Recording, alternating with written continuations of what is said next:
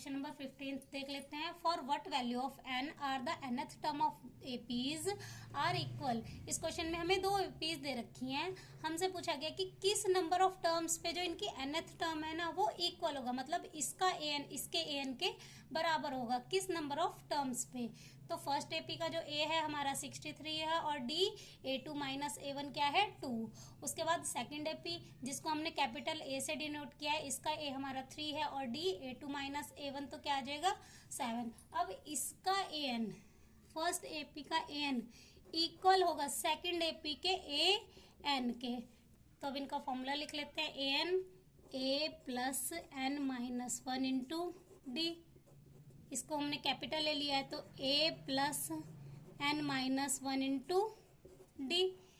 अब यहाँ पे फर्स्ट एपी के a की वैल्यू है 63 plus n minus 1 into d की वैल्यू क्या है 2।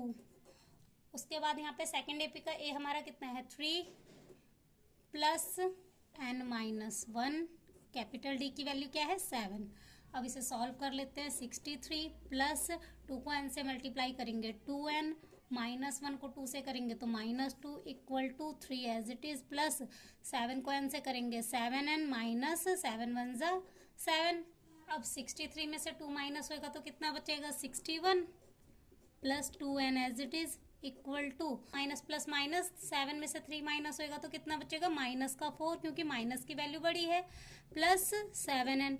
अब माइन वाली वैल्यू एक साइड कर लेते हैं 2n, प्लस का 7 इधर आएगा तो माइनस का 7n equal to -4 as it is. 61 इधर प्लस का है तो इधर आएगा माइनस का 61। अब माइनस प्लस माइनस तो यहाँ पे क्या बचेगा माइनस का 5n equal to minus minus plus पर साइन माइनस का तो माइनस का 65। अब माइनस से माइनस कैंसिल हो जाएगा, n equal to 65 divide by 5 से इसे कैंसिल करेंगे तो कितना आ जाएगा 13।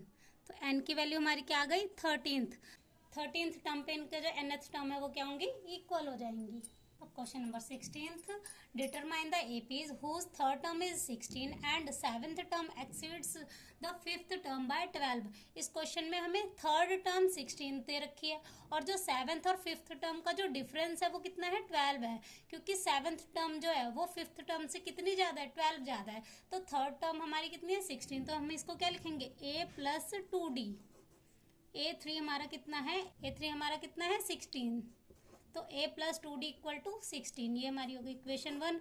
अब सेवेंथ टर्म और फिफ्थ टर्म का डिफरेंस, सेवेंथ टर्म को क्या लिखेंगे a प्लस 6d, इनका डिफरेंस कितना है, और फिफ्थ टर्म को क्या लिखेंगे a प्लस 4d, इनका डिफरेंस है हमारा कितना 12, क्योंकि जो सेवेंथ टर्म है वो फिफ्थ टर्म से 12 ज्यादा है।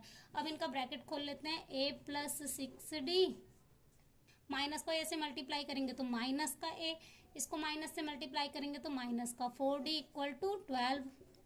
अब माइनस प्लस कैंसिल हो जाएगा, 6 में से 4 माइनस होएगा तो कितना बचेगा हमारे पास 2d equal to 12, d equal to 12, multiply में तो इधर आएगा डिवाइड में तो कितना आ जाएगा 6। तो यहाँ पे d की वैल्यू हमारी 6 आ गई। अब d की वैल्यू किस में पुट कर देते हैं इक्वेशन 1 में, put value d equation 1। Equation 1 क्या बनी थी हमारी a plus 2d equal to 16, a as it is plus 2 into d की वैल्यू हमारी क्या आई है 6 equal to 16, a plus 12 equal to 16, 6 2 ज़ा 12। अब प्लस का 12 उधर जाएगा तो माइनस का, तो a इक्वल टू 16 माइनस 12, तो कितने आ गई हमारी a की वैल्यू 4 आ गई।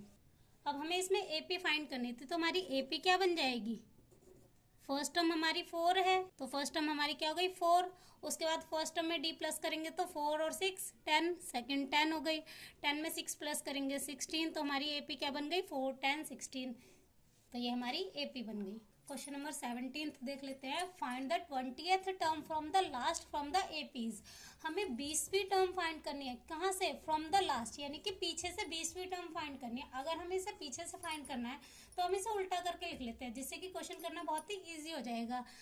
तो लास्ट टर्म को हम फर्स्ट टर्म बना लेते हैं और जो फर्स्ट टर्म है वो लास्ट टर्म हो जाएगी, यानी कि 13 8 और 3। अब पीछे से इसकी 20वीं टर्म निकालनी है तो a हमारा क्या हो जाएगा 253 और डी क्या आ जाएगा, पीछे से निकाल लेते हैं तो 3 माइनस 8, तो डी की वैल्यू हमारे पास क्या आ जाएगी माइनस का 5। अब हमें 20वीं टर्म निकालनी है तो एन हमारा क्या हो गया 20। तो फॉर्मूला क्या होता है A N equal to A plus N minus 1 into D.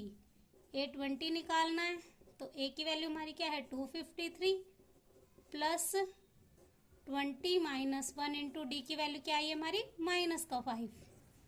अब 253 एज इट इज प्लस 20 में से 1 माइनस करेंगे 19, 19 5 जा 95, माइनस का 95 आएगा क्योंकि यहाँ पे एक वैल्यू हमारी माइनस में। अब माइनस प्लस माइनस, तो 253 में से 95 माइनस करेंगे तो हमारे पास वैल्यू क्या आ जाएगी 158। तो पीछे से जो 20वीं टर्म है वो हमारी क्या है 158।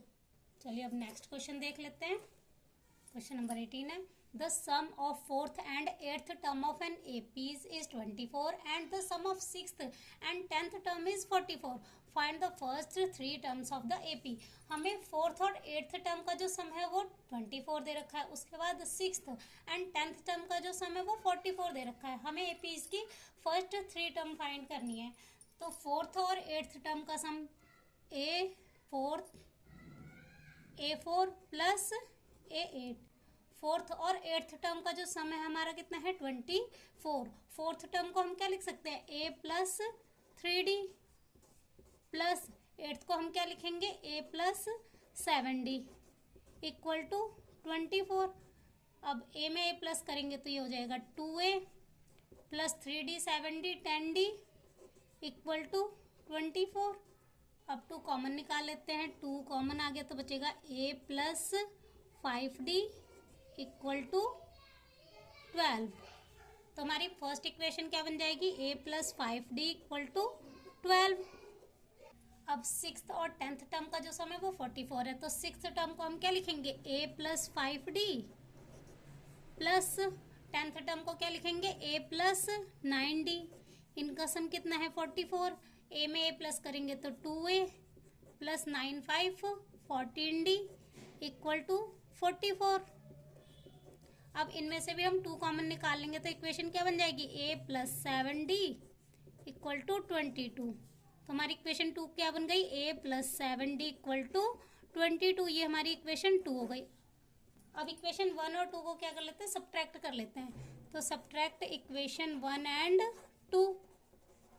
इक्वेशन 1 क्या बनी थी A plus 5D equal to 12 और इक्वेशन 2 क्या थी A plus 7D equal to 22। Subtract करेंगे तो यहाँ माइनस, क्योंकि ये नीचे वाली वैल्यू प्लस की है, ये कैंसिल हो जाएगा। यहाँ पे बचेगा माइनस का 2D और यहाँ पे बचेगा माइनस का 10। माइनस से माइनस कैंसिल हो जाएगा, D इक्वल टू 10। अब ये 2 मल्टीप्लाई में इधर जाएगा डिवाइड में, तो D की वैल्यू हमारी क्या आ जाएगी 5। अब D की वैल्यू हमारी 5 आ गई तो हम किस में पुट कर देते हैं इक्वेशन 1 में। Put value D equation 1। Equation 1 क्या थी A plus 5D equal to 12। अब A हमारा as it is plus 5, D की वैल्यू हम क्या पुट करनी है 5 इक्वल टू 12। A प्लस 5 5 ज़ा 25 इक्वल टू 12। अब A इधर ही रहेगा, प्लस का 25 इधर जाएगा तो माइनस का 25। तो हमारी वैल्यू क्या आ जाएगी माइनस का 13, क्योंकि माइनस की वैल्यू बड़ी है। अब हमारे A तो आ गया।